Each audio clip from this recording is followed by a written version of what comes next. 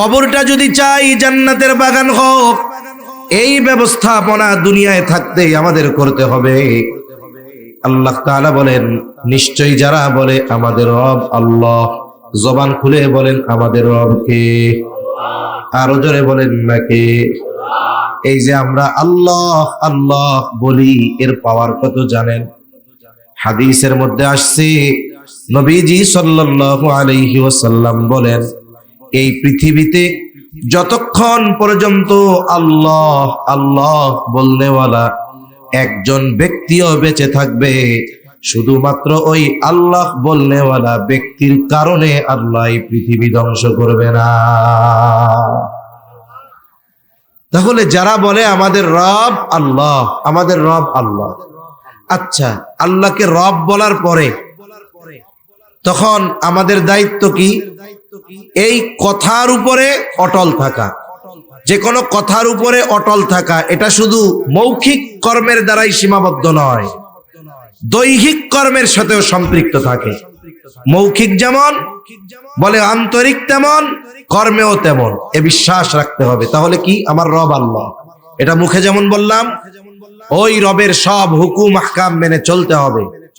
যত বাধা বিপত্তি আসুক না কেন, রবের কথা বলতে গিয়ে, রবের মতে চলতে গিয়ে যত বাধা বিপত্তি আসুক না কেন, আমাকে দৃঢ়তার সাথে থাকতে হবে। ঠিক কিনা বলে? এজন্য আল্লাহ তাআলা বলেন, সুম্মাস্তাকামু, অতঃপর সেই কথার উপরে ইস্তেকামতের সাথে ছিল। তার মানে গোটা হায়াত রবের গোলামি করে কাটিয়েছে। দেখেন দুনিয়ার নিজামটা কি? দুনিয়ার নিজাম হলো, একটা ব্যক্তি যদি সরকারি চাকরি যথাযথভাবে করে, জীবনের শেষ সময় ৬০-৬২ বছরে এসে যখন চাকরি ছেড়ে দেয়, গভর্নমেন্ট তাকে খালি হাতে বাড়িতে পাঠায় দেয় না, বরং বাকি হায়াত সে যেন চলতে পারে এই জন্য পেনশন দেয়, এককালীন অনেক টাকা পয়সা তাকে দিয়ে দেয়। দুনিয়ায় এই জায়গায় চাকরি ঠিক মতো করার কারণে চাকরি যখন থাকবে না, কেমনে সে চলবে সেই ব্যবস্থাও গভর্নমেন্ট করে। আর সারা জীবন একজন আল্লাহর গোলামি করলো, আল্লাহর হুকুম আহকাম মেনে চললো, ওই ব্যক্তির সবচাইতে বড় মুসিবতের সময় আল্লাহ সাহায্য করবে না, এটা হতে পারে না।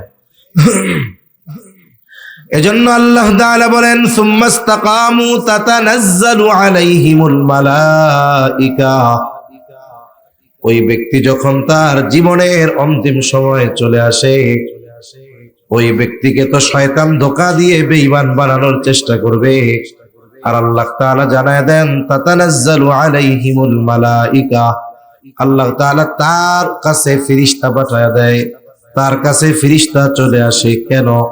কারণ একটা মানুষ সকলেই মৃত্যুকে ভয় পায়, সকলেরই মৃত্যুর কষ্ট হয়, কিন্তু ওই ফেরেশতাগুলো এসে তাকে অভয় দিয়ে বলতে থাকে, আল্লাহ তাখাফু ওয়ালা তাহজানু ওয়া আবশিরু বিল জান্নাতিল্লাতী কুনতুম তুআদুন।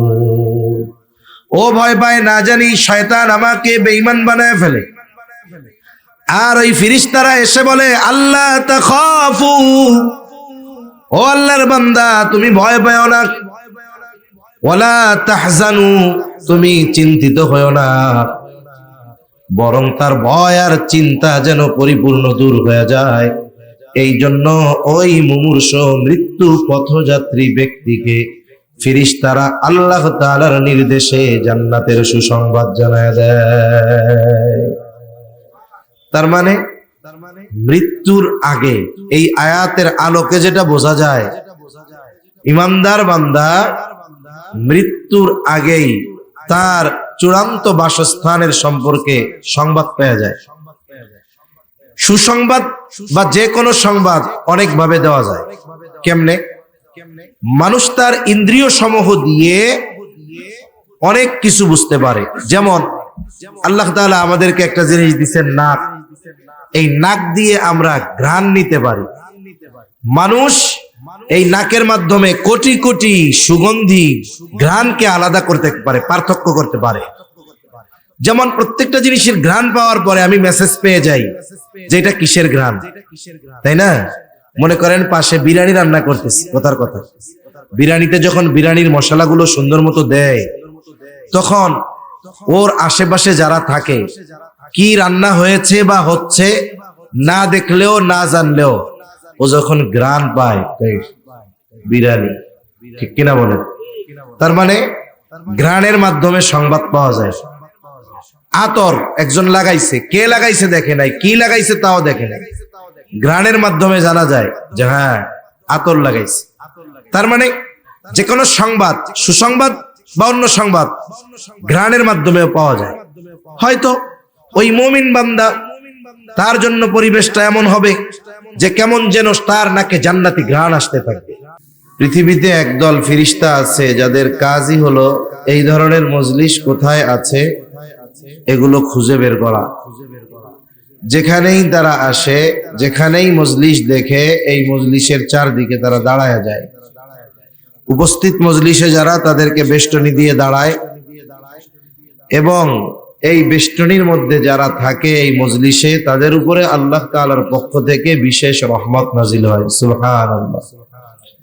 এই কথাটা বলতেছি এই জন্য যে আমরা অনেক মানুষ মাহফিলে আসি, অনেকে এমনে আসে, অনেকে উলামায়ে কেরাম আসে, অনেক আলেম এমনও আসেন যে ওয়াজ করতেছে তাকে হাতে কলমে পড়ানোর যোগ্যতা তার আছে।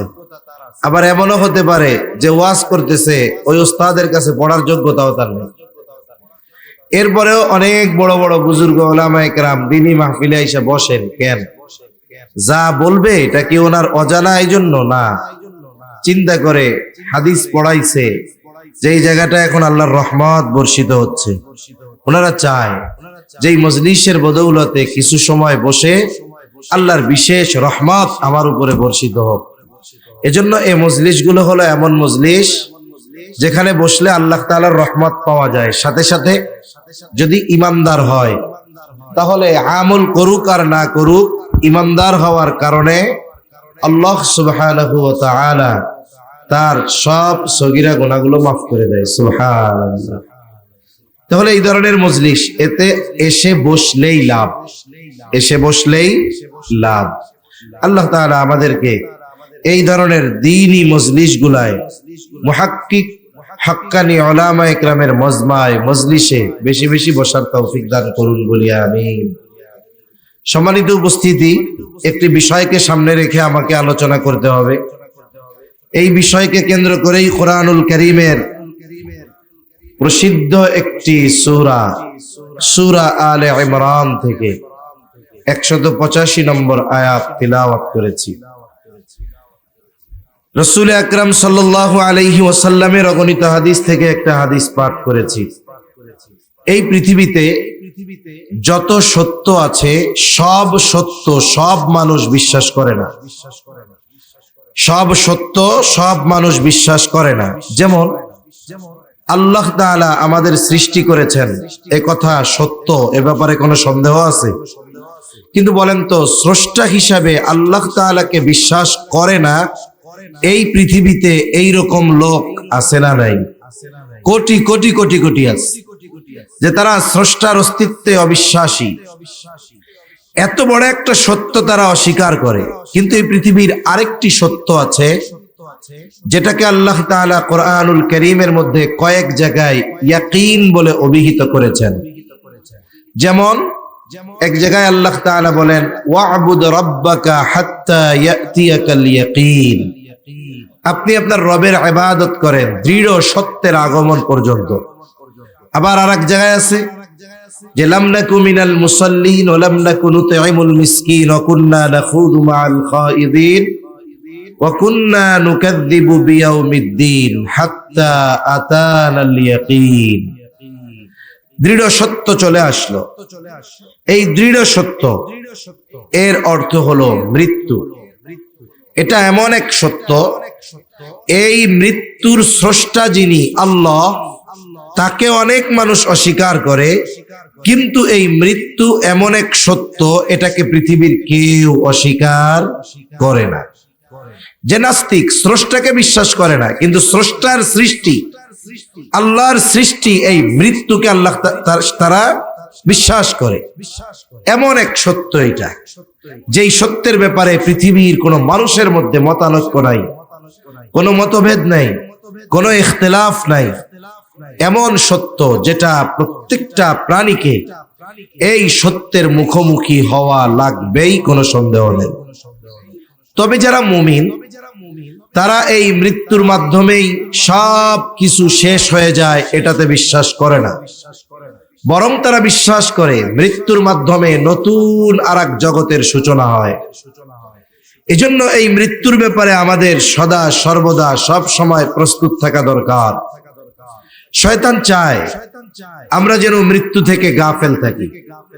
যখনই কোনো মানুষ আমাদের সামনে মারা যায়, অথবা কোনো কবরস্থানে যাই, অথবা মৃত্যুর কথা যখন আমরা আলোচনা করি, ওই সময় আমাদের হৃদয়ের অবস্থা, অন্তরের অবস্থা যেই রকম থাকে, বাস্তবিক অর্থে গোটা হায়াতে সব সময় যদি আমাদের অন্তরের অবস্থা ওই রকম থাকতো, তাহলে আমাদের দ্বারা কোনো ধরনের পাপাচার, অনাচার, আল্লাহ তাআলার নাফরমানি এগুলো আমাদের দ্বারা কখনোই সংগঠিত হতো না।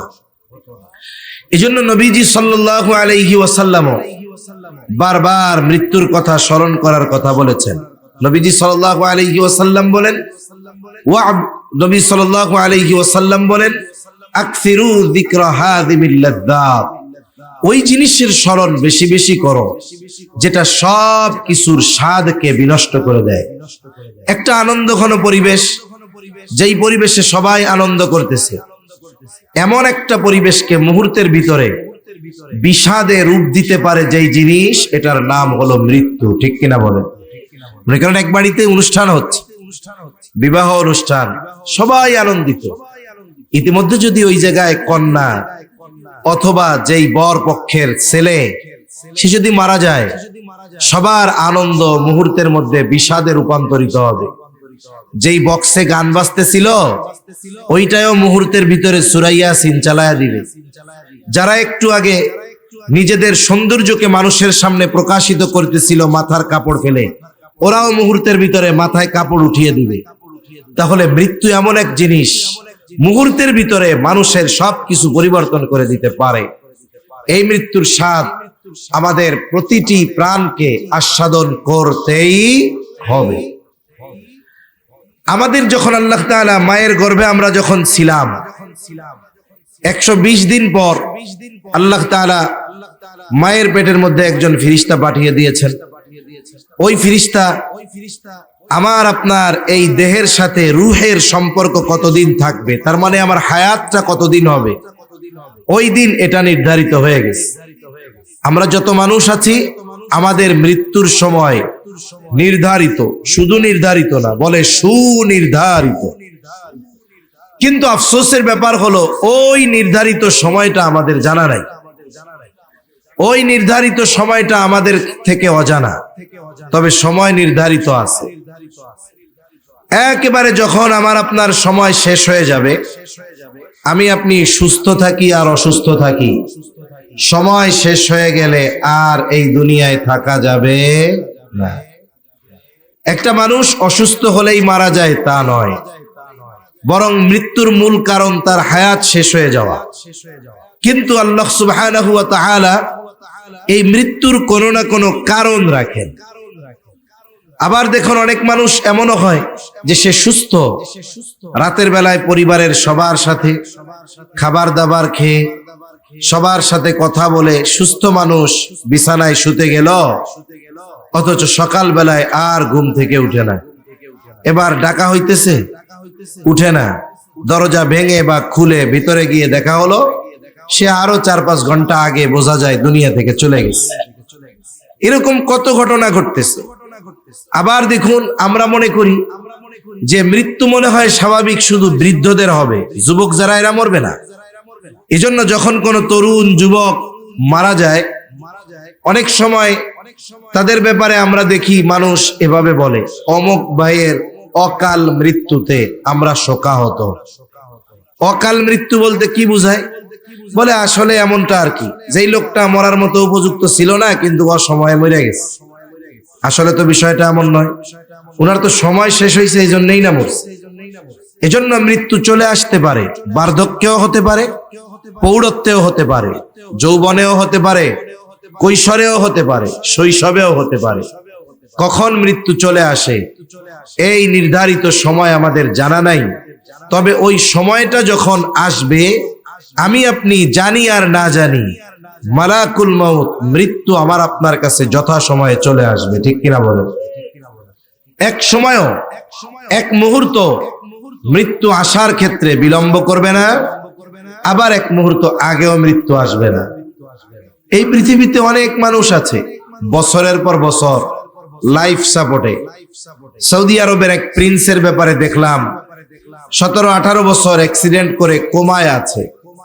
তার মানে কোনো সেন্স তার নাই, শুধু হার্টবিটটা কোনো মতে আছে।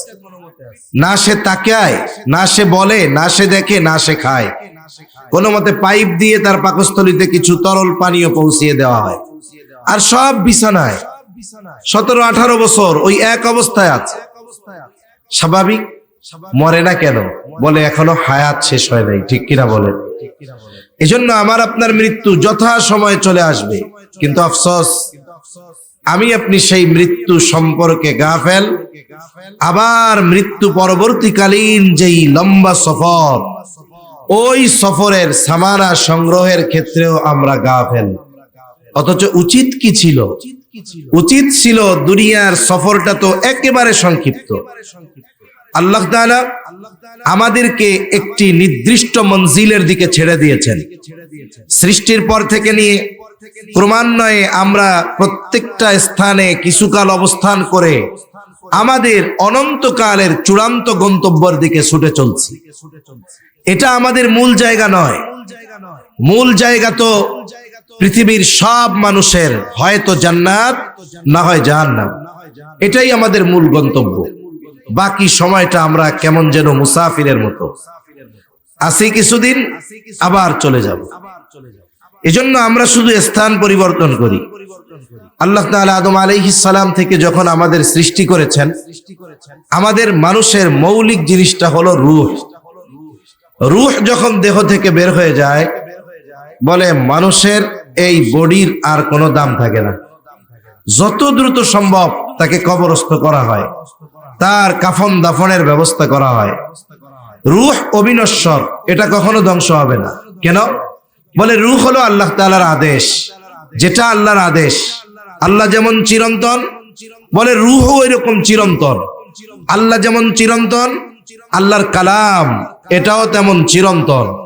এগুলার কোনো ধ্বংস নাই, এগুলো অবিনশ্বর। আল্লাহ তাআলা আদম আলাইহিস সালামের পৃষ্ঠদেশ থেকে পৃথিবীর সব মানুষের রূহ আল্লাহ বের করেছেন। এরপরে রূহের জগৎ, এরপরে আলমে বতন, এখন আসি আলমে দুনিয়ায়। আল্লাহ তাআলা আমাদেরকে এই দুনিয়ায় অল্প সময় দিয়ে পাঠিয়েছেন, অল্প সময়। দেখুন রূহের জগতে কত বছর ছিলাম, এই দুনিয়ার জগতে কত বছর, 60, 70, 80, 100 বছর বাঁচে এমন মানুষের সংখ্যা নিতান্তই কম। ঠিক কিনা?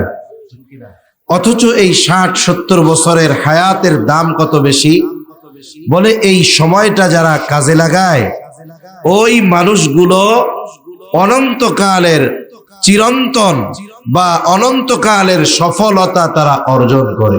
তাহলে আমি আপনি চিরকালের জন্য সফল হব, নাকি চিরকালে ব্যর্থদের তালিকায় আমার নামটা চলে যাবে?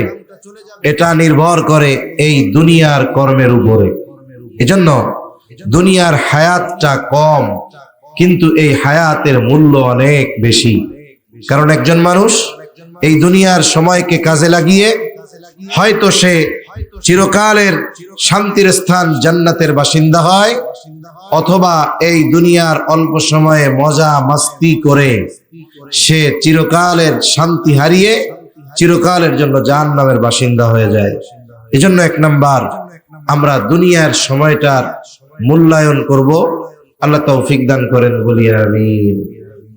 আল্লাহ তাআলা বলেন যথাসময়ে মালাকুল মাউত চলে আসবে। আল্লাহ বলেন ফাইদা জাআ আজালুহুম লা ইস্তাখিরুনা সাআতাও ওয়া লা ইস্তাকদিমুন। আল্লাহ রাব্বুল আলামিন জানায় দেন, যথা সময়ে মৃত্যু চলে আসবে, এক মুহূর্ত আগেও আসবে না, বিলম্ব হবে না। এই দুনিয়া থেকে আমাদের চলে যেতেই হবে, মৃত্যুর স্বাদ আমাদের আস্বাদন করতেই হবে। আল্লাহ রাব্বুল আলামিন বলেন, কুল্লু নাফসিন যায়িকাতুল মাউত, প্রতিটি প্রাণকে মৃত্যুর স্বাদ আস্বাদন করতে হবে। একটা মানুষের মৃত্যু কেমন হবে এটা নির্ভর করে তার দুনিয়ার কর্মের উপর।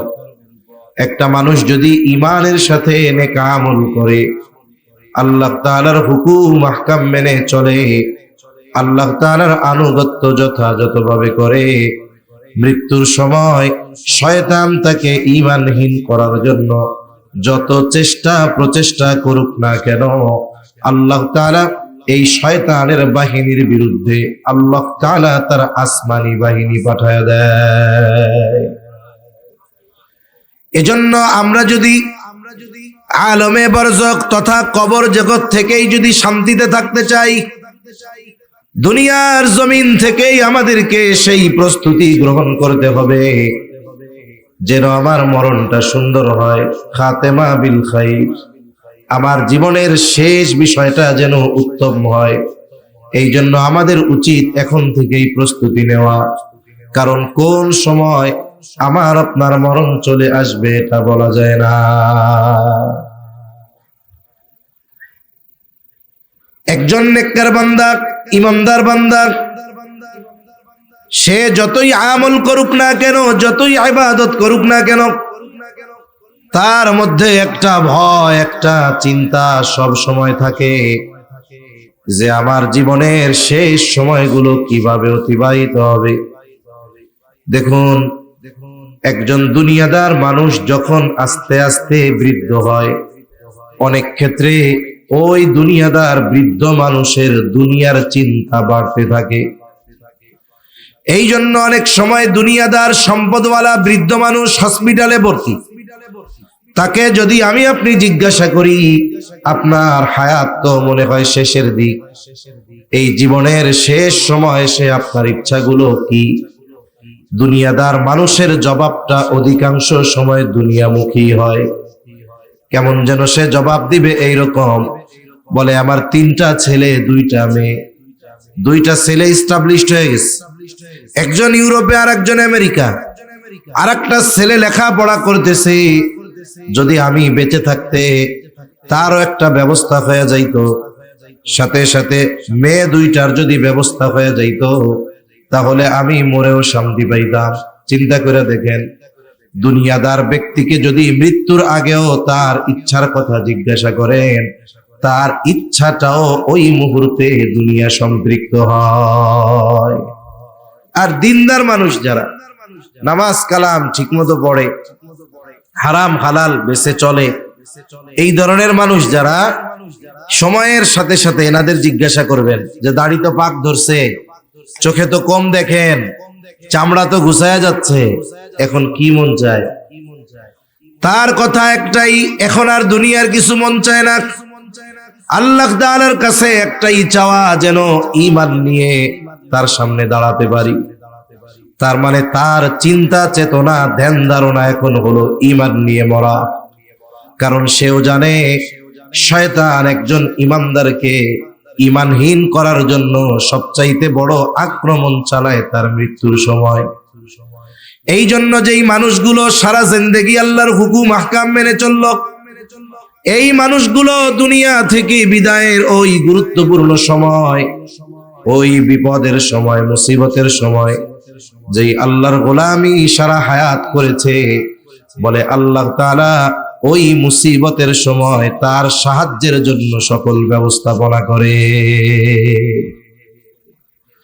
আল্লাহ তাআলা কোরআনুল কারীমের মধ্যে বলেন, ইন্নাল্লাযীনা ক্বালু রাব্বুনাল্লাহু সুম্মা ইসতাকামু তাতানাজ্জালু আলাইহিমুল মালাইকাতু আল্লা তাখাফু ولا تحزنوا وأبشروا بالجنة التي كنتم توعدون। আমরা যদি আমাদের কবর জগৎ বা আলমে বরজখে জান্নাতি পরিতৃপ্তি পেতে চাই, কবরটা যদি চাই জান্নাতের বাগান হোক, এই ব্যবস্থাপনা দুনিয়ায় থাকতেই আমাদের করতে হবে। আল্লাহ তাআলা বলেন, নিশ্চয়ই যারা বলে আমাদের রব আল্লাহ, জবান খুলে বলেন আমাদের রব কে? আরো জোরে বলেন না কে? এই যে আমরা আল্লাহ আল্লাহ বলি, এর পাওয়ার কত জানেন?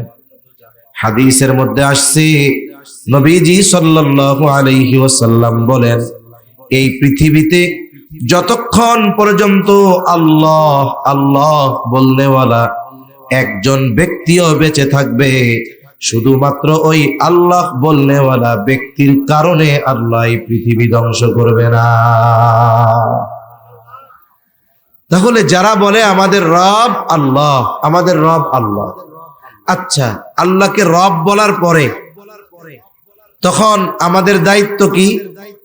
এই কথার উপরে অটল থাকা।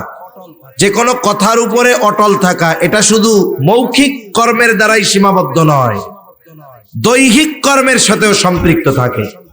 মৌখিক যেমন বলে আন্তরিক, তেমন কর্মেও তেমন, এ বিশ্বাস রাখতে হবে। তাহলে কি? আমার রব আল্লাহ, এটা মুখে যেমন বললাম, ওই রবের সব হুকুম আহকাম মেনে চলতে হবে। যত বাধা বিপত্তি আসুক না কেন, রবের কথা বলতে গিয়ে, রবের মতে চলতে গিয়ে যত বাধা বিপত্তি আসুক না কেন, আমাকে দৃঢ়তার সাথে থাকতে হবে। ঠিক কিনা বলে? এজন্য আল্লাহ তাআলা বলেন, সুম্মাস্তাকামু, অতঃপর সেই কথার উপরে ইস্তেকামতের সাথে ছিল। তার মানে গোটা হায়াত রবের গোলামি করে কাটিয়েছে। দেখেন দুনিয়ার নিজামটা কি? দুনিয়ার নিজাম হলো, একটা ব্যক্তি যদি সরকারি চাকরি যথাযথভাবে করে, জীবনের শেষ সময় ৬০-৬২ বছরে এসে যখন চাকরি ছেড়ে দেয়, গভর্নমেন্ট তাকে খালি হাতে বাড়িতে পাঠায় দেয় না, বরং বাকি হায়াত সে যেন চলতে পারে এই জন্য পেনশন দেয়, এককালীন অনেক টাকা পয়সা তাকে দিয়ে দেয়। দুনিয়ায় এই জায়গায় চাকরি ঠিক মতো করার কারণে, চাকরি যখন থাকবে না কেমনে সে চলবে সেই ব্যবস্থাও গভর্নমেন্ট করে। আর সারা জীবন একজন আল্লাহর গোলামি করলো, আল্লাহর হুকুম আহকাম মেনে চললো, ওই ব্যক্তির সবচাইতে বড় মুসিবতের সময় আল্লাহ সাহায্য করবে না, এটা হতে পারে না। এজন্য আল্লাহ তাআলা বলেন, সুম্মাস্তাকামু তাতানাজ্জালু আলাইহিমুল মালাইকা, ওই ব্যক্তি যখন তার জীবনের অন্তিম সময় চলে আসে, ওই ব্যক্তিকে তো শয়তান ধোঁকা দিয়ে বেঈমান বানানোর চেষ্টা করবে। আর আল্লাহ তাআলা জানায় দেন, তাতানাজ্জালু আলাইহিমুল মালাইকা, আল্লাহ তাআলা তার কাছে ফেরেশতা পাঠায় দেয়, তার কাছে ফেরেশতা চলে আসে। কেন? কারণ একটা মানুষ সকলেই মৃত্যুকে ভয় পায়, সকলেরই মৃত্যুর কষ্ট হয়, কিন্তু ওই ফেরেশতাগুলো এসে তাকে অভয় দিয়ে বলতে থাকে, আল্লাহ তাখাফু ওয়ালা তাহজানু ওয়া আবশিরু বিল জান্নাতিল্লাতী কুনতুম তুআদুন। ও ভয় পায় না জানি শয়তান আমাকে বেঈমান বানায় ফেলে। আর ওই ফেরেশতারা এসে বলে, আল্লাহ তাখাফু, ও আল্লাহর বান্দা তুমি ভয় পাও না, ওয়ালা তাহজানু, তুমি চিন্তিত হয়ো না, বরং তার ভয় আর চিন্তা যেন পরিপূর্ণ দূর হয়ে যায়।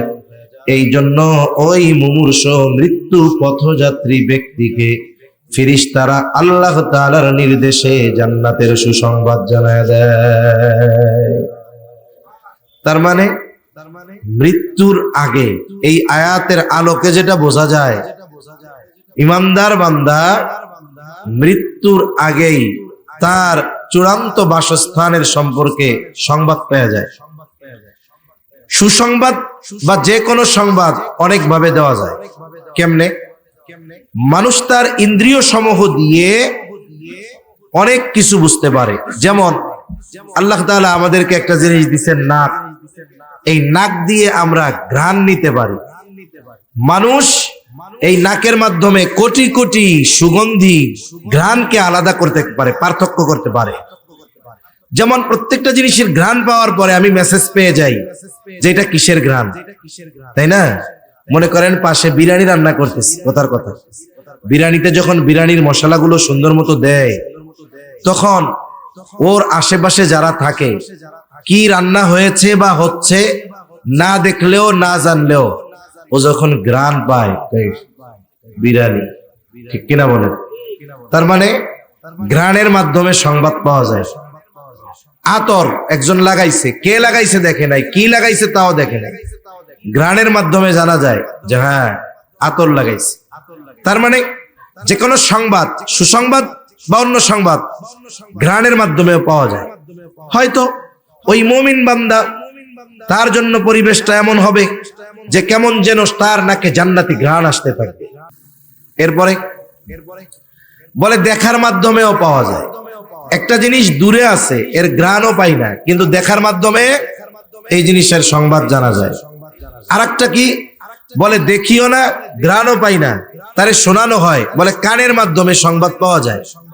আবার দেখেন চামড়া, সে চোখও নাই কানও নাই, মানে কানেও শুনে না চোখেও দেখে না, মনে করেন না কেউ ঘ্রাণ পায় না, বলে স্পর্শের মাধ্যমে সংবাদ পাওয়া যায়। অনেক সময় গরমের মধ্যে যদি এমন হয় যে কেউ আপনার হাতে আস্তে করে ঠান্ডা হাত রাখছে, আরাম লাগে। শীতের দিন কেউ একটু তার হাতটা গরম, অথবা গরম পানির একটা ব্যাগ পাওয়া যায়, ওইটা আমার উপর রাখছে, হাতে রাখছে, তখন আমার আরাম। তাহলে সংবাদ পাওয়ার অনেক মাধ্যম আছে। আল্লাহ তাআলা ফেরেশতাদের মাধ্যমে জান্নাতের এই সুসংবাদ কাকে কোন পদ্ধতিতে দেন, কে কোন পদ্ধতিতে পায়, এটা তো আর ওই ব্যক্তির বলার মতো সুযোগ থাকে না। কারণ যেই ব্যক্তি মৃত্যু সুনিশ্চিত, যেই ইমানদারের, ওই তো জান্নাতের সংবাদ পায়। কিন্তু সংবাদ যে পায় এই খবর আমাদের বলছেন কে? অবিশ্বাসের কোনো সুযোগ আছে? সুযোগ নেই। এখন মৃত্যুর কষ্ট সবার হবে, মৃত্যুর কষ্ট সবার হবে। মুমিন বান্দারও মৃত্যুর কষ্ট হয়, তবে তার কষ্টটা অনুভব হয় না। অনুভব না হওয়ার কারণ কি? আমাদের ছোটবেলায় এই মুসলমানই দেয় না, মুসলমান এই এখন তো হসপিটাল থেকে দেয়, আগে যারা দিত এদেরকে কি বলতো? হাজাম না হাজেম জানি বলতো, হাজাম। মনে করেন হাজাম, এর তো মোটামুটি সবাই চিনতো, মার্কা মারা। যেই গ্রামে ঢুকতো ওই গ্রামে যদি আকাটা কেউ থাকতো, পোলা পায় ওরা আর খুঁজে পাওয়া যাইতো না। কেউ গাছের উপরে, কেউ পানির মধ্যে, কেউ দৌড়াইয়া মামা বাড়ি চলে গেছে। ওরা চিন্তা করতো কার কপাল আজকে পুড়ছে, আল্লাহ যায়। এখন এই হাজাম যারা, এরা কিন্তু খুব রসিক মানুষ, হইতো রাগী মানুষ, এই কাম করতে পারে না। এখন ওই বাচ্চা যেটারে কাটিং করবে আর কি, ওরে ধরছে, ওরে ধরার পরে ওর সাথে গল্প করে এমন ভাবে মিশা যাইতো, চোখ বন্ধ করাইতো। এরপরে বলতো তোর নাকি অল্প পিঁপড়া কামড় দিলে ব্যথা লাগে, এখনো কয় না না আমারে পিঁপড়া কামড় দিলে কোনো ব্যথা লাগে না। এবার সিমটি মারে, ব্যথা লাগে, কয় লাগে না। এবার ওই জায়গাটাও সিমটি মারতে হয়, ব্যথা লাগে, লাগে না, ব্যথা লাগে, লাগে না, তোর আজকে ব্যথা লাগবেই, কয় আমার লাগবো না। এই যে বলতেছে তার মন অন্যদিকে ঘুরানো, এর মধ্যে কাইটা কুইটা তেনা পেছানো শেষ, জায়গা তোর কাম শেষ। তার মানে দেখেন কষ্ট কিন্তু হইছে। কেন কষ্টটা অনুভব করে নাই? বলে তার দিমাগ, তার চিন্তা, তার খেয়াল ওই কাটাকাটির দিকে রাখে নাই, নিয়ে গেছে অন্যদিকে। এখন ফেরেশতারা তো আসছে জান কবজ করতে, এমনিই তো হাদিসের মধ্যে আসছে মুমিন বান্দার জান কবজ হবে কেমনে? বলে সফেদ পোশাকে আবৃত একদল ফেরেশতা আসবে, নরম তোয়ালে নিয়ে আসবে, তার পাশে এসে তাকে বলবে এ মুমিন বান্দার রূহ, আল্লাহর রহমতের দিকে আসো। আস্তে করে, কেমন করে বের হবে? বলে জগের থেকে গ্লাসের মধ্যে যেমন পানি ঢালা হয় আস্তে করে, সর্বশেষ ফোঁটাটাও যেমন আস্তে করে পড়ে, বলে ওই রকম আস্তে করে মুমিনের দেহ থেকে ঘামের মাধ্যমে অথবা শ্বাস প্রশ্বাসের মাধ্যমে দেহ থেকে রূহটা বের হয়ে আসবে। এতেও কষ্ট আছে, কিন্তু যখন ফেরেশতারা এদিক দিয়ে জান্নাতের সুসংবাদ দিবে, ওই টাইমে তার আর খবর থাকবে না। একটু চিন্তা করেন, যখন জুলাইখা ইউসুফ আলাইহিস সালামের সাথে সে যখন ইচ্ছা করলো কিছু একটা করার, আর এই ঘটনা যখন শহরের সব মানুষ জানা গেছে, এখন ওই জামানায় তো আর ফেসবুক নাই যে ফেসবুকে একটা পোস্ট দিয়া বলবে যে এই কর্মের জন্য আমি দায়ী না। এখন একজনরে কইরা এই ঘটনার পরিস্থিতি কি এটা বোঝানো তো সম্ভব না। এবার জুলাইখা চিন্তা করছে যে বিশেষ করে শহরের সব নারীরা তারে অপবাদ দিচ্ছে, দেখ তখন তো ইউসুফ আলাইহিস সালাম ওনারে গোলাম ভাবছে, গোলামের সাথে এই কাজ করতে চাইছে, কত নিকৃষ্ট মহিলা। এবার জুলাইখা চিন্তা করছে তোদেরও সাইজ করতে হয় কেমনে, দেখ সবাইরে দাওয়াত দিছে। দাওয়াত দিয়ে কি করলো, সবার হাতে ফল আর এক হাতে ছুরি, বলছে যে শোনো, যখন তোমাদেরকে বলা হবে ফল কাটার আদেশ করা হবে, এর আগে তোমরা ফল কাটবা না। এবার সবাই এক হাতে ফল আর এক হাতে ছুরি নিয়ে বসে রয়েছে। এবার সবাই ইউসুফ আলাইহিস সালামকে ওই রুমে ঢুকায় দিল। এবার সবাই ইউসুফ আলাইহিস সালামের দিকে তাকায় আছে। এবার কয় ফল কাটো। এইবার ফল কাটতে দিছে, কেউ ফল তুইয়া হাত কাটতেছে, ও টেরও পায় না। এখন ওইদিকে তাকায় কয় হায়, এটা তো মানুষ না, এটা তো ফেরেশতা। তাহলে চিন্তা করেন, ইউসুফ আলাইহিস সালামের চেহারার সৌন্দর্য দেখা হাত কাইটা ফেলতেছে, অথচ হুশ নাই, খেয়াল নাই, টের পাইতেছে না, ব্যথা পাইতেছে না। বলে ইন হাদা ইল্লা মালাকুন কারীম, আরে এটা তো ফেরেশতা, এটা মানুষ হয় কেমনে? এখন দেখেন ইউসুফ আলাইহিস সালামের সৌন্দর্যে বিমোহিত হয়ে হাত কাটে, টের পায় না। আর যখন মুমিন বান্দা জান্নাতের সুসংবাদ পাবে, ওই টাইমে জান কবজ হবে, ব্যথাও লাগবে, টের পাবে না। ঠিক কিনা বলে? মুমিন বান্দার রূহ এভাবে বের করে নেওয়া হয়ে যাবে, ফেরেশতারাও তাকে অভয় দিতে থাকবে। আল্লাহ তাখাফু ওয়ালা তাহজানু ওয়া আবশিরু বিল জান্নাহ আল্লাতী কুনতুম তুআদুন। যেই জান্নাতের প্রতিশ্রুতি তোমাকে দেওয়া হয়েছে, শুনে নাও, এই দুনিয়ায় তুমি একা, পরকালে একা, এমনটা নয়। নাহনু আউলিয়াউকুম ফিদ দুনিয়া ওয়া ফিল আখিরাহ ওয়া লাকুম ফিহা মা তাশতাহি আনফুসুকুম ওয়া লাকুম ফিহা মা তাদউন। বলে আমরা তোমার সাথে দুনিয়ায়ও আছি, আখিরাতেও আছি, চিন্তার কোনো কারণ নাই। ওই জান্নাতে কি আছে? বলে ওয়ালাকুম ফিহা মা তাশতাহি আনফুসুকুম ওয়ালাকুম ফিহা মা তাদউন।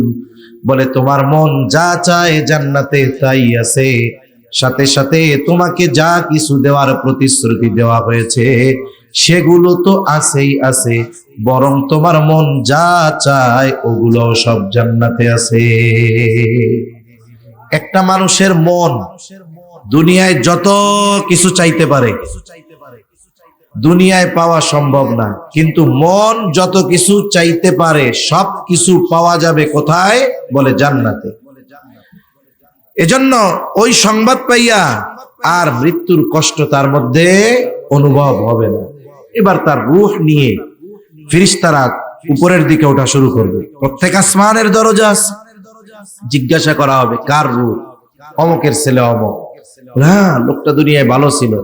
একের পর এক 7টা আসমানের দরজা তার জন্য খুলে দেওয়া হবে। আল্লাহর পক্ষ থেকে ঘোষণা হবে, যাও, এর নামটা জান্নাতীদের তালিকায় অন্তর্ভুক্ত করে দাও। সুবহানাল্লাহ। এর বিপরীতে যদিও এই যে দুনিয়ায় যা মন চায় তাই করে, কতজন বলে দুনিয়াটা মস্ত বড়, খাও দাও ফুর্তি করো। ওরা মনে করে এই দুনিয়ার হায়াত হলো মজা মাস্তি আর ফুর্তি আর আনন্দ করে কাটায় দেওয়ার জায়গা। আসলে তা নয়, দুনিয়াটা হইল আখিরাতের ক্ষেত। বলে যেই কৃষক ক্ষেতের মধ্যে ফসল যত্ন সহকারে আবাদ করে, 3 মাস পরে ওই ব্যক্তি ঘরে ফসল তুলতে পারে। ঠিক কিনা বলে? দুনিয়া হলো আখিরাতের ক্ষেত। আর যদি কেউ খেয়াল খুশি মতো দুনিয়ায় হায়াত কাটিয়ে দেয়, বলে মৃত্যুর সময় তার জন্য আসমান হতে রহমতের ফেরেশতারা সাহায্যের জন্য আসবে না। একেবারে কুৎসিত বিভৎস চেহারা, সালার মতো খসখসে শক্ত মোটা কাপড় নিয়ে গন্ধযুক্ত পোশাক পরিধানকৃত একদল ফেরেশতা তার সামনে হাজির। মনে রাখতে হবে, আমরা হয়তো ফেরেশতাদের দেখি না, কিন্তু যেই ব্যক্তি মৃত্যু পথযাত্রী সে দেখতে পায়। এইবার তারা এসে বলবে এই পাপিষ্ঠ ব্যক্তির রূহ আল্লাহর আযাবের দিকে ধাবিত হয়। এইবার রূহ দেহের মধ্যে দৌড়াদৌড়ি শুরু করবে, বের হতে চাইবে না, ছটফট শুরু করে দিবে। বলে জোর করে তার দেহ থেকে রূহটাকে টেনে বের করা হবে।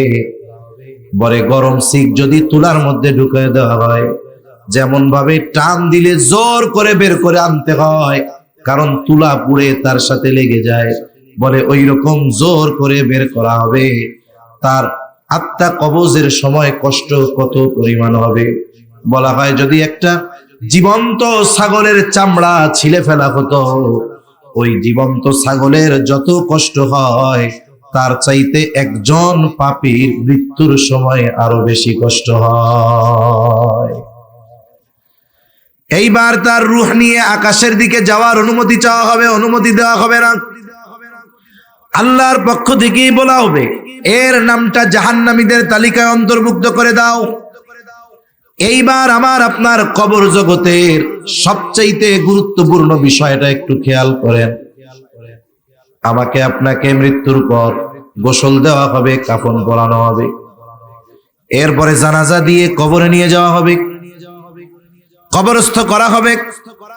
কবরে রাখার সময় আমার আপনার ব্যাপারে বলা হবে বিসমিল্লাহি ওয়া আলা মিল্লাতি রাসূলিল্লাহ। এটা হলো আমার আলমে বরজ পরকালের প্রথম খাঁটি কবরে রাখার ভিসা। এবার কবরে রাখা হবে, দাফন কাফন শেষ। এবার কবরের মধ্যে আমার আপনার ইমিগ্রেশন শুরু হয়ে যাবে। একজন ব্যক্তি যখন পাসপোর্টে ভিসা দেখায়, দেখবেন গেট থেকে তাকে ঢুকতে দেয়। মূল বিষয়টা তো এই জায়গায় না, মূল বিষয়টা হবে ইমিগ্রেশনে। ওইখানে জিজ্ঞাসা করবে কই যান, কেন যান, এরকম অনেক প্রশ্ন করে। যদি কোনো সংশয় সন্দেহ মনে হয় আস্তে করে ওরে পেছনে পাঠায় দেয়। আর যদি দেখে যে না এই ব্যক্তির মধ্যে কোনো ভেজাল বুজাল মনে হচ্ছে না, তথ্য সঠিক, কথাও সঠিক, এরপরে তাকে ছেড়ে দেওয়া হয়। এই যে ইমিগ্রেশন, কবর, সওয়াল জবাব, এগুলার ব্যাপারে আমরা জানি। আমাদের প্রত্যেককে কবরে রাখার পর 3টি করে প্রশ্ন করা হবে। কয় প্রশ্ন? জোরে বলেন না, কয় প্রশ্ন? কেউ আছেন যে এই 3 প্রশ্ন কি কি করা হবে জানেন না? আসেননি কেউ এরকম? কয় সবাই জানে, অমুসলিম সেও জানে, নাস্তিক ও জানে, যে মুসলমানেরা এই বিশ্বাস করে যে কবরে তাদের প্রত্যেককে 3টি করে প্রশ্ন করা হবে। দেখুন, প্রশ্ন করা হবে মারা যাওয়ার পর, অথচ এই প্রশ্ন আল্লাহ তাআলা কত আগে ফ্লাশ করে দিয়েছেন, ফাঁস করে দিয়েছেন। যেই পরীক্ষার প্রশ্ন হলে যাওয়ার আগে জানা যায় না, হলে যাওয়ার পরে যেই পরীক্ষার প্রশ্ন জানা যায়, বলে ওই পরীক্ষা আসলে সহজ, একটু লেখাপড়া করলেই ওই প্রশ্নের জবাব দেওয়া যায়। কিন্তু হলে যাওয়ার আগে যেই পরীক্ষার প্রশ্ন আগেই জানায় দেওয়া হয়, বুঝতে হবে জায়গা মতো গিয়ে ওই প্রশ্নের জবাব দেওয়া কঠিন। দুনিয়ায় যদি কেউ লেখাপড়া না করে, পরীক্ষার হলে যদি নকল নিয়ে যায়, নকল, এখন এই নকল নিয়ে যায়, প্রশ্ন পাওয়ার পরে নকল গুলার মধ্যে দেখে যে সে যেই নকল গুলা আনছে ওই আলোকেই প্রশ্ন আসছে, বলে ও পাশ করে যাবে, ঠিক কিনা বলে? কিন্তু বলেন তো, কবরের 3 প্রশ্নের ব্যাপারে কেউ যদি এই ওসিয়ত করে যে আমারে কবরে রাখার সময় আমার কাফনের মধ্যে সুন্দর মতো ওই 3 প্রশ্নের জবাব লেখা দিয়ে দিবি, কবরে যা কিছুই হোক, কবরের মধ্যে অনেক জায়গায় আছে মানুষ মারা যায়, মোবাইলে দেখি আর কি, কবরের মধ্যে দামি কোলবালিশ দেয়, তারপরে তশক বিছায়া দেয়, কত আরামের কত কিছু দেয়। মুসলমানরাও নাকি এইসব কাজ করে, কত আফসোসের ব্যাপার। কেন করে রে? কয় কবরের মধ্যে যেন একটু আরামায়েশে থাকতে পারে। কেন? কবরের মধ্যে আরামায়েশের ব্যবস্থা তো আল্লাহ করবে, দুনিয়াবি ব্যবস্থাপনা না, জান্নাতি ব্যবস্থাপনা, ঠিক কিনা বলে? তাইলে ওই বেড়াগো মনে হয় সন্দেহ আছে যে কবরে গিয়া প্রশ্নের জবাব দিয়া মনে হয় জান্নাতি তশক টশক পাবে না। এই জন্য দুনিয়ার থেকেই কিছু দিয়া দেই। আর আমরা কই দুনিয়ায় ওই কবর জান্নাতে হওয়ার কাজ যদি না করে, ওই তসক বালিশ দিয়া আল্লাহর হস্তে বিপদ বাড়াইস না, এমনিই আগুন হবে, তসক বালিশে আরো আগুন বেশি লাগবে। ঠিক কিনা? কবরের মধ্যে যদি কেউ এই চিন্তা করে নকল নিয়ে গেলে কাজ হবে, কাজ হবে। দুনিয়ার প্রশ্নের জবাবের সম্পৃক্ততা লেখাপড়ার সাথে, আর কবরের প্রশ্নের জবাবের সম্পৃক্ততা হলো দুনিয়ার কর্মের সাথে। প্রথম প্রশ্ন, মার রব্বুকা, তোমার রবকে? সকলের মুখস্থ আছে, আমার রব হলো আল্লাহ। কিন্তু যেই ব্যক্তি আল্লাহর হুকুম আহকাম মেনে এই দুনিয়ার হায়াত অতিবাহিত করে নাই, সে জবাব দিতে পারবে না আমার রব আল্লাহ। আর যে আল্লাহর হুকুম আহকাম মেনে দুনিয়ার হায়াত অতিবাহিত করেছে, প্রশ্ন করার সাথে সাথে বলবে আমার রবকে? আল্লাহ। পরের প্রশ্ন করবে, ওমা দীনুক, তোমার দিন কি? আমরা সবাই জানি আমাদের দিন হলো ইসলাম। আল্লাহ তাআলা আমাদের জীবন ব্যবস্থা হিসাবে ইসলামকেই মনোনীত করেছেন। আল্লাহ তাআলার কাছে একমাত্র গ্রহণযোগ্য মনোনীত জীবন ব্যবস্থার নাম হলো ইসলাম। ইন্নাদ-দীনা ইনদাল্লাহিল ইসলাম। শুধু তাই না, এই ইসলাম এমন এক জীবন ব্যবস্থা যার মধ্যে কোনো অপূর্ণাঙ্গতা নাই। কারণ এই জীবন ব্যবস্থা ইসলাম যে পরিপূর্ণ, এর ঘোষণা যিনি দিয়েছেন তিনি কে? আল্লাহ তাআলা বলেন, আল-ইয়াওমা আকমালতু লাকুম দীনাকুম ওয়া আতমামতু আলাইকুম নি'মাতি ওয়া রাদিতু লাকুমুল ইসলাম দীনা। আল্লাহ তাআলা বলেন, আমি আজকের এই দিন তোমাদের জন্য তোমাদের জীবন ব্যবস্থাকে পূর্ণাঙ্গ করে দিলাম, তোমাদের জন্য আমার নেয়ামত সমূহ পরিপূর্ণ করে দিলাম। ওয়া রাদিতু লাকুমুল ইসলাম দীনা, আর ইসলামকে তোমাদের জন্য দিন হিসাবে মনোনীত করলাম। দিন শব্দের অর্থ হলো জীবন ব্যবস্থা। তার মানে আমি আমার জীবন কিভাবে পরিচালিত করব, বলেন তো ইসলামের মধ্যে এই নির্দেশনা আছে না নাই? একটা মানুষ জন্ম থেকে নিয়ে মৃত্যু পর্যন্ত তার ব্যক্তিগত জীবন, শৈশবকাল, কৈশোরকাল, যৌবনকাল, বৃদ্ধকাল, সাথে সাথে তার ব্যক্তিগত জীবন, পারিবারিক জীবন, রাজনৈতিক জীবন, সামাজিক জীবন, কর্মজীবন, কর্মস্থল, কিভাবে সে নিজেকে পরিচালিত করবে, এর পরিপূর্ণ দিক নির্দেশনা ইসলামে আছে না নাই? শুনেন, পুরাটা মানতে না পারলে এক বিষয়, তবে পুরাটা আমল না করতে পারলে এক বিষয়, কিন্তু পুরাটা বিশ্বাস করার ব্যাপারে কোনো ছাড় দেওয়া যাবে না। অনেকে মাথা মোটা, বুঝে না। এরা মনে করে কি বলবে, হুটহাট এক একটা বলবে কোরআনে রাজনীতি নাই, এরকম বলে না। এরকম বেটা, তুমি মানতে পারতেছো না সেটা ভিন্ন কথা, কিন্তু এই কথা অস্বীকার করে বেঈমান হয়ো না। কথা বুঝেন নাই মনে হয়? বেঈমান হয়ো না। তুমি সেকুলারিজমের রাজনীতি করতেছো থাকো, করো, তুমি জাহান্নামে যাবে, তাতে আমার কি? কিন্তু মানুষের মধ্যে এই চিন্তা কেন ঢুকাও যে ইসলামের মধ্যে এটা নাই সেইটা নাই? আর আমার আল্লাহ বলতেছে পরিপূর্ণ জীবন ব্যবস্থা ইসলাম। তাহলে যে বলে ইসলামে এইটা নাই, রাষ্ট্র কেমনে চালাতে হবে ওইটা নাই, আইন কেমনে পরিচালিত হবে এইটা নাই, ইসলামে শুধু নামাজ রোজাই আছে আর কিছু নাই, কেউ যদি এ কথা বলে, আমি বলবো তুমি যদি তাহাজ্জুদ গুজারিও হও, তোমার ঈমান নাই। ঠিক কিনা বলেন? এজন্য ইসলাম পূর্ণাঙ্গ জীবন ব্যবস্থা। কি খাবো, কি পরবো, কি বলবো, কি করব, সব কিছু ইসলামে আছে। যেই ব্যক্তি ইসলাম মেনে চলবে, সেই ব্যক্তি কবরে জবাব দিতে পারবে আমার দিন হলো ইসলাম। মনে রাখবেন, ইসলামের কিছু বিষয় আছে যেগুলো আমাদের জন্য মেনে চলার ক্ষেত্রে কোনো বাধা নাই, এরপরেও আমরা মানি না। একজন যদি সুদ না খায়, ঘুষ না খায়, এরে কেউ জোর কইরা সুদ ঘুষ খাওয়াবে? কিন্তু ওই ব্যক্তি স্বইচ্ছায় সুদ ঘুষ খায়, আবার গল্প মারে কি, আরে রাষ্ট্রীয়ভাবে ইসলাম প্রতিষ্ঠা হোক, সব ঠিক হয়ে যাবে। আমি কই, তোমার নিজের মধ্যে ইসলাম নাই, তুমি নিজের শরীরটাকে ইসলাম দিয়ে সাজাইতে পারতেছো না, তোমার মাধ্যমে গোটা রাষ্ট্র ইসলাম দিয়ে সাজবে? এটা কেমনে কল্পনা করা যায়? এজন্য আগে আমার ব্যক্তিগত জীবনে পূর্ণ ইসলাম, আমার পারিবারিক জীবনে পূর্ণ ইসলাম, এরপরের প্রচেষ্টা সামাজিক জীবনে ইসলাম, এরপরে আমি যদি আমার জায়গা থেকে যারা রাষ্ট্রীয়ভাবে ইসলাম প্রতিষ্ঠার জন্য কাজ করে যাচ্ছে এবং পরিপূর্ণ ইসলামের উপরে নিজেদেরকে পরিচালিত করছে তাদের সহযোগী হব, তাদের জন্য দোয়া করব যে আল্লাহ আমার ইসলাম মানার সাধ্য যতটুকু আছে আমি তো ততটুকু মেনে চলার চেষ্টা করতেছি, কিন্তু ওই সুপ্রিম কোর্ট কোরআনের আইন অনুযায়ী পরিচালনা করানোর ক্ষমতা আমার নাই। রাষ্ট্রীয় সব বিষয়গুলো কোরআন সুন্নাহর আলোকে পরিচালনা করানোর ক্ষমতা আমার নাই, তবে আমারও মন চায় কোরআন সুন্নাহর আলোকে গোটা রাষ্ট্র পরিচালিত হোক।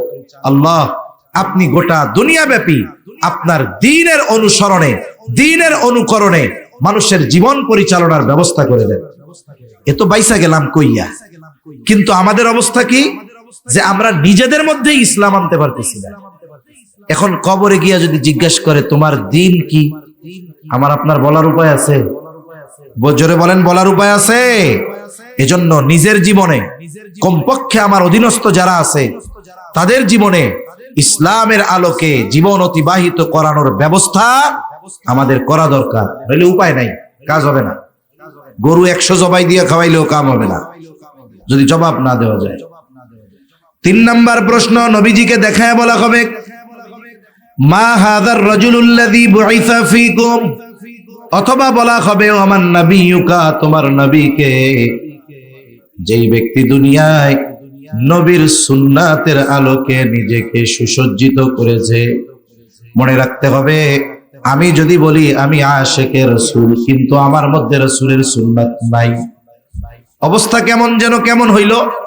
এক লোক দেখতে পুরা কালো, দেখতে কেমন, এতে নাম রাখছে দলামিয়া। নাম কি রাখছে? এখন ওর নাম দলামিয়া হইলেও ও কি আসলে দলা না কালা? আমি কই আশিকে রাসূল কিন্তু সুন্নাতের খবর নাই, কয় আমার অবস্থা ওই কালা লোক কিন্তু নাম দলা, কয় সুন্নাত নাই আশিকে রাসূল। কাজ হবে? সুন্নাত যে মানবে সে পরিপূর্ণ আশিকে রাসূল। আর রাসূলুল্লাহ সাল্লাল্লাহু আলাইহি ওয়াসাল্লামকে প্রকৃতপক্ষে মুহাব্বত তারাই করে যারা সুন্নাতের অনুসরণ করে। নবীজি সাল্লাল্লাহু আলাইহি ওয়াসাল্লামকে তারাই মুহাব্বত করে যারা সুন্নতের পরিপূর্ণ পাবন্দি করে। তার মানে দুনিয়ায় যারা সুন্নাতের আলোকে নিজের জীবন অতিবাহিত করবে সে নবীর ব্যাপারে বলবে আমার নবী মুহাম্মদুর রাসূলুল্লাহ সাল্লাল্লাহু আলাইহি ওয়াসাল্লাম। এই 3 প্রশ্নের জবাব কর্মের সাথে সম্পৃক্ত।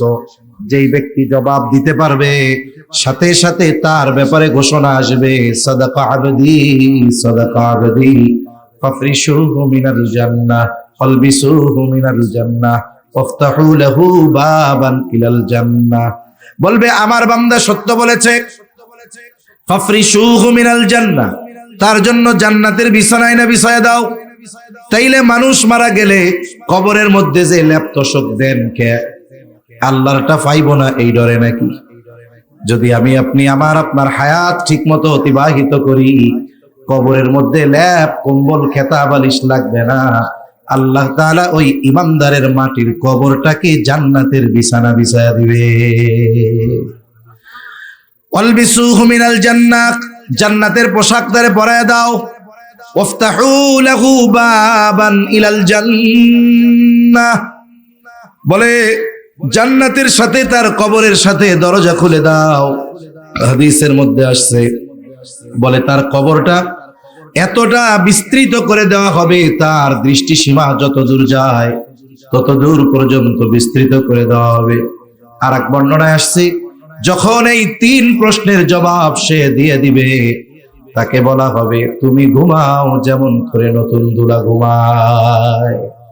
আর এক বর্ণনায় আসছে কবরের সফর লম্বা সফর, সে একাকী কবরে, হঠাৎ সে দেখবে অপরিচিত একজন সুদর্শন ব্যক্তি তার দিকে আসতেছে। সে বলবে কে হে তুমি আগন্তুক, তোমাকে তো চিনতে পারলাম না। এইবার ওই সুন্দর ব্যক্তি বলবে যে তুমি কি আমারে চিনতে পারো নাই? বলে না। বলে আমি হলাম তোমার দুনিয়ার নেক আমল। ওই যে তুমি সূরা মুলক পড়তা, সূরা ইয়াসিন পড়তা, সূরা বাকারা পড়তা, ওই যে তুমি নামাজ কালাম পড়তা, দান সাদাকা করতা, আল্লাহ তাআলা তোমার দুনিয়ার সৎ কর্মগুলোকে খুবসুরত দিয়া আমাকে তোমার সাথে পাঠিয়ে দিয়েছে। তুমি চিন্তা করো না, তোমাকে জান্নাত পর্যন্ত না পৌঁছায়া দিয়া আমি তোমার থেকে আলাদা হব না। তাহলে একজন মানুষ সে যদি দুনিয়ায় দ্বীনের উপরে চলে, কবরে তার প্রথম রাত, অথবা কবর তো এমনিই রাত, রাখার মশাতেই অন্ধকার শুরু, দিনের বেলা রাখলেও তো রাত, তার কবরটা কি হবে? রাউদাতুম মিন রিয়াদিল জান্নাহ, জান্নাতের একটা বাগান হয়ে যাবে। এখন এত নিয়ামত পাইছে কবরের মধ্যে, কবরে যা আমরা পাবো এ তো বলতেছি, কিন্তু দেখতে কেমন এটা কি আমরা বুঝতেছি নাকি? বুঝতে পারতেছি না তো। এখন কবরে যাইয়া এইগুলা পাইয়া ও প্রথমে মনে করবে এটাই মনে হয় জান্নাত, কারণ এর চাইতে আরামের আর কিছু আছে নাকি? তখন ফেরেশতা তাকে বলবে না, এটা জান্নাত নয়, বরং জান্নাতের মধ্যে তোমার জন্য এর চাইতেও কল্পনাতীত নিয়ামত রেখে দেওয়া হয়েছে। কোন সময়টা দেওয়া হবে? বলে কিয়ামতের পর তোমাকে তোমার ওই অনন্তকালের চূড়ান্ত বাসস্থান দিয়ে দেওয়া হবে।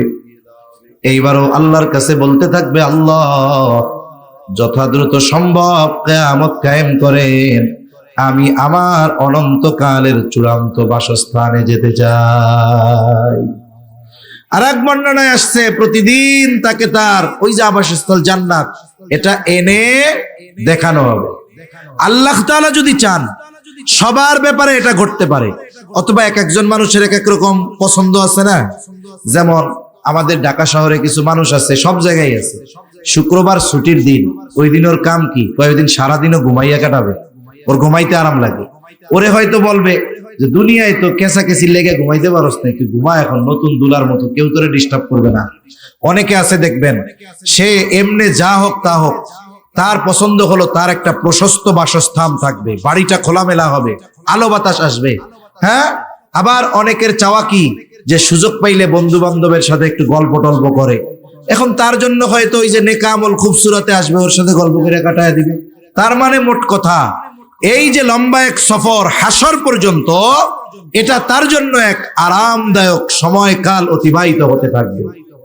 আর বদনসিব তার যে কবরে এই তিন প্রশ্নের জবাব দিতে পারবে না, কারণ দুনিয়ায় কবরের এই তিন প্রশ্ন জবাব দেওয়ার মতো আমল সে করে নাই। তাকে প্রশ্ন করা হবে, মার রব্বুক ওয়া মা দীনুক ওয়া মান নাবিয়ুক, অথবা মা হাযার রাজুলুল্লাযী বুইসা ফীকুম। একটা প্রশ্নের জবাব দিতে পারবে না, সে শুধু বলবে লা আদ্রি, আমি কিছুই জানি না। এইবার আল্লাহর পক্ষ থেকে ঘোষণা আসবে, কাযাবা আবদি কাযাবা আবদি ফাফরিশুহু মিনান নার ওয়ালবিসুহু মিনান নার ওয়াফতাহু লাহু বাবান ইলান নার। বান্দা মিথ্যা বলতেছে, জাহান্নাম থেকে আগুনের বিছানা আইনা বিছায় দাও, জাহান্নাম থেকে আগুনের পোশাক এনে পরায় দাও। সাথে সাথে জাহান্নামের সাথে তার দরজার সাথে কবরের সাথে একটা দরজা খুলে দাও। তার কবরটা এত সংকীর্ণ হয়ে যাবে, দুই পাশের মাটি এমন ভাবে চাপ দিবে, বলে এক পাজরের হাড় অপর পাজরের মধ্যে ঢুকে যাবে। এমনিই তো আযাব, ও মনে করবে এটাই মনে হয় জাহান্নাম। কারণ আলমে বরজখেও দুনিয়ার বিভিন্ন বিভিন্ন পাপের ভিন্নতায় ভিন্ন ভিন্ন শাস্তি তাকে দেওয়া হবে। ও মনে করবে এটাই মনে হয় জাহান্নাম। ওকে জানানো হবে জাহান্নামের শাস্তির তুলনায় এটা কোনো কিছুই নয়, বরং এর চাইতে কল্পনাতীত শাস্তি তোমার জন্য অপেক্ষা করতেছে। কিয়ামতের পরে ওইখানে তোমাকে দেওয়া হবে। ওই ব্যক্তি শুধুমাত্র জাহান্নামের আযাবের খবর পেয়ে এতটা ভীতু সন্ত্রস্ত হয়ে যাবে, ও ফরিয়াদ করতে থাকবে, আল্লাহ কখনোই যেন কিয়ামত কায়েম না হয়। এমনিই তো কষ্ট, হঠাৎ দেখতে পাবে একজন বিভৎস কুৎসিত লোক তার দিকে আসতেছে, এটাকে দেখে তার আরো বিরক্তি কাজ করবে, কষ্ট বেড়ে যাবে। এইবার বলবে, কে হে তুমি আগন্তুক? তুমি আমারে কষ্ট দিতে আসতেছো কেন? এইবার ওই আগন্তুক বলবে, তুমি যতই বিরক্ত হও না কেন, আমি তোমাকে কখনো ছাড়বো না। আমি তোমাকে জাহান্নাম পর্যন্ত পৌঁছায়া দিয়া এরপরে তোমার থেকে আমি পৃথক হব। কষ্টের উপরে কষ্ট তার চলতে থাকবে। দেখুন, লম্বা সফরে সাথে যদি একজন ভালো বিশ্বস্ত সফর সঙ্গী থাকে, বলে এই সফরটা হয় আরামদায়ক। আর যদি সফর ছোট হয়, সাথে যদি সফর সঙ্গী একজন এমন হয়, আছে না অনেক সময়। আমাদের ঢাকায় এক বন্ড ছিল, এটার নাম ছিল হাঁটা বাবা। নাম কি? হাঁটা বাবা। এ খালি হাঁটতই, মনে হয় 50 বছর গোসল করে না। এখন গোসল না করার কারণে শরীরের উপরে ময়লা জমে গেছে। এর পেছনে পেছনে শিক্ষিত প্যান্ট শার্ট টাই পরা মানুষগুলাও হাঁটতো। এর কাছে কেমনে যাইতো আল্লাহই জানে। এখন ও মাঝে মধ্যে চুলকাইতো, যে ময়লা উপরে 3 পাত্তা পড়ে গেছে, ও যদি চুলকায় ময়লা উঠবে না। এখন এই ময়লা ওইটা নাকি যার হাতে ওই ময়লা দিত তার নাকি কপাল খুলে যাইত। নাউজুবিল্লাহ। এটা ওদের কথা আর কি। এরকম কিছু মানুষ আছে 20 বছর দাঁত মাজে না, 30 বছর গোসল করে না। এইরকম লোক যদি 15 হাত দূর দিয়া যায়, সুস্থ মানুষ অজ্ঞান হয়ে যাবে। এখন আপনি যাবেন কোথায়? ওই জায়গা থেকে সিএনজিতে, আপনাদের ওই সামনে একটা বাজার আছে, কয় কিলো, 2 কিলো দূরও মনে হয় হবে না, ওই পর্যন্ত যাবেন। সিএনজিতে যাইতে লাগে 3 মিনিট। এইরকম একটা যদি আপনার পাশে সিএনজিতে ওইটা বসে, এই 3 মিনিটের রাস্তা মনে হবে আপনার 300 বছর। আপনি ওই পর্যন্ত সুস্থ অবস্থায় যাইতেও পারেন, নাও পারেন। এর আগে আপনার হসপিটালে নেওয়া লাগতে পারে। তাহলে বোঝা গেল কি, ছোট সফর যদি সফর সঙ্গী ওই রকম হয়, তাইলে এই 1-2 কিলোমিটারের আবার কাম দিয়ে উঠানো হবে, আবার মারবে। ও এত চিৎকার করবে, বলে ওর ওই চিৎকারের আওয়াজ মানুষ এবং জিন ছাড়া সকল প্রাণী শুনতে পাবে। এজন্য দুনিয়া থেকে আমাদের সবার যাওয়া লাগবে। এই কবরে দীর্ঘকাল আমাদের সকলের অতিবাহিত করতেই হবে। লম্বা সফরের জন্য যেমন পাথেয় প্রয়োজন হয়, সামান দরকার হয়, এই দুনিয়াটা হলো সেই সামান সংগ্রহের জায়গা। কিন্তু আফসোস, আমাদের কোনো চিন্তা নাই যে অনন্তকালের সফরে আমরা কিভাবে চলবো, থাকবো। জন্য আল্লাহ তাআলাও তো কোরআনুল কারীমের মধ্যে বলেন, ইয়া আইয়ুহাল্লাযীনা আমানুত্তাকুল্লাহা ওয়াল তানজুর নাফসুম মা কদ্দামাত লিগাদিন ওয়াত্তাকুল্লাহ। আল্লাহ তাআলা বলেন, হে ঈমানদারেরা, তোমরা আল্লাহ তাআলাকে ভয় করো। ওয়াল তানজুর নাফসুম মা কদ্দামাত লিগাদ, তুমি নিজের দিকে নজর দাও, আগামীর জন্য তুমি কি প্রেরণ করেছো। আগামী মানে হলো ভবিষ্যৎ। তার মানে তুমি তোমার ভবিষ্যতের জন্য কি প্রেরণ করেছো। কোন ভবিষ্যৎ? বলে সুনির্দিষ্ট ভবিষ্যৎ। কারণ দুনিয়ার হায়াত এটা হলো অনির্দিষ্ট, আর মৃত্যু থেকে নিয়ে শুরু হয় সুনির্দিষ্ট ভবিষ্যৎ। অনির্দিষ্ট ভবিষ্যৎ কোনটা? বলে দুনিয়ার হায়াত। এই দুনিয়ায় কতদিন বাঁচবো এর কোনো টেনশন হিসাব নাই। অথচ দেখেন 20 বছরের যুবক সরকারি চাকরি শুরু করে, ওর টেনশন চাকরি শেষে 60 বছরে বয়সে যখন চাকরি ছাড়বো তখন কেমনে ভালো থাকা যায়। এই জন্য ও টাকা জমায়, আবার সরকারও টাকা জমায়, যে 60 বছর পরে যেন বৈশা বৈশা খাইতে পারে। এই যে 20 বছরে বৈশা 60 বছর পরের যেই ভবিষ্যতের কথা সে চিন্তা করে, ওই 60 বছর থেকে ভালো থাকার জন্য টাকা জমায়। বলেন তো এই ভবিষ্যৎ অনিশ্চিত না সুনিশ্চিত? জোরে বলেন না, অনিশ্চিত না সুনিশ্চিত? আমার কথা শেষ, কারণ কথা বলতে খুব কষ্ট হইল। মাইক গুলা আরো আধুনিক হওয়া দরকার।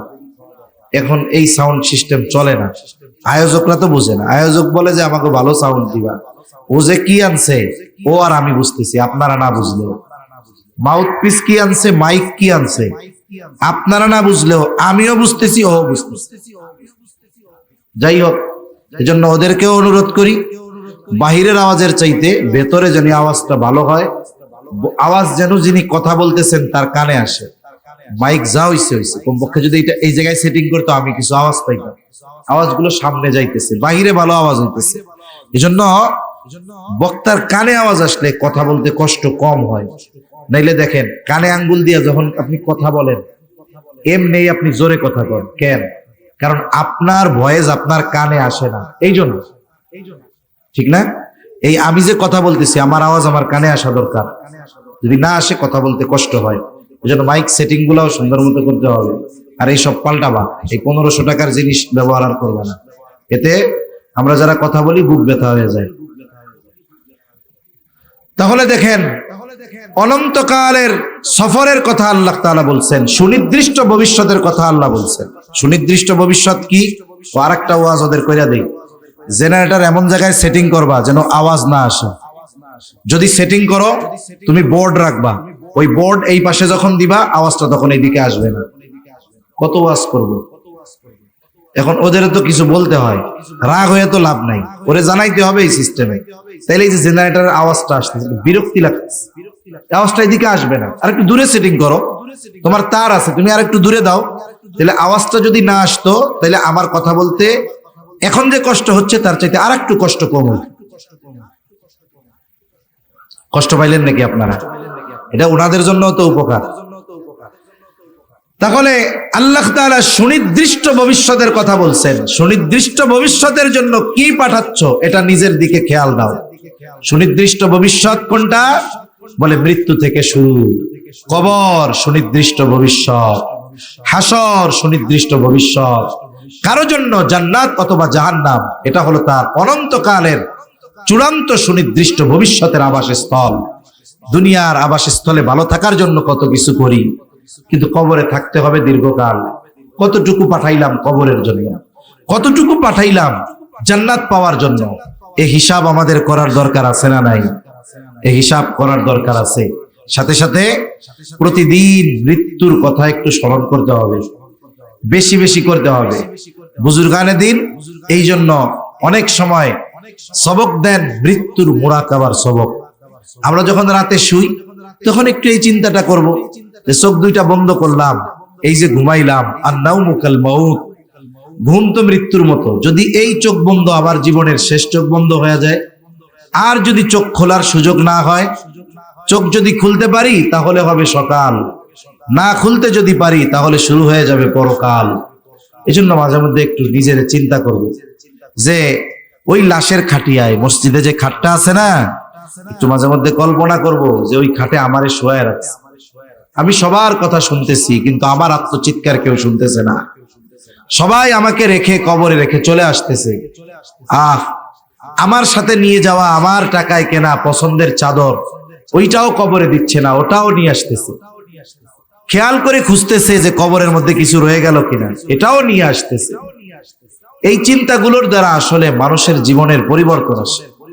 এজন্য আল্লাহ রাসূল সাল্লাল্লাহু আলাইহি ওয়াসাল্লাম বলেন, তোমরা বেশি বেশি ওই জিনিসের স্মরণ করো যেটা সকল স্বাদকে বিনষ্ট করে দেয়। সাথে সাথে আল্লাহ তাআলাও বলেন, কুল্লু নাফসিন যায়িকাতুল মাউত, প্রত্যেকটি প্রাণকে মৃত্যুর স্বাদ আস্বাদন করতেই হবে। কেন এই মৃত্যু? মৃত্যু হলো অনন্তকালের সফরের প্রথম দরওয়াজা। আর এই মৃত্যু যে প্রকৃত মুমিন তার জন্য তো তোহফা, হাদিয়া। এক বর্ণনা আসছে না, মুমিনের জন্য মৃত্যু হলো হাদিয়া। কেন? বলে মুমিন জানে পর্দার এপারে দুনিয়া, মৃত্যুটা হলো পর্দা, আর এই পর্দার ওপারে রয়েছে তার জন্য আল্লাহর জান্নাত। এজন্য আল্লাহ রাসূল সাল্লাল্লাহু আলাইহি ওয়াসাল্লাম বলেন যে আল্লাহর সাথে মিলিত হওয়ার ব্যাপারে খুশি থাকে, আল্লাহও তার সাথে মিলিত হতে চান। এখন আমরা যদি আমাদের কর্মের পরিবর্তন না আনি তাহলে এটা তো সুন্দর হবে না। অনন্তকালে আমাদেরকে কি দেওয়া হবে? বলে এই দুনিয়ার কর্মের প্রতিদান দেওয়া হবে, আর এই প্রতিদান শুরু হবে মৃত্যুর মাধ্যমে। আমাদের দুনিয়ার কর্মের প্রতিদান দেওয়া শুরু হয় কিসের মাধ্যমে?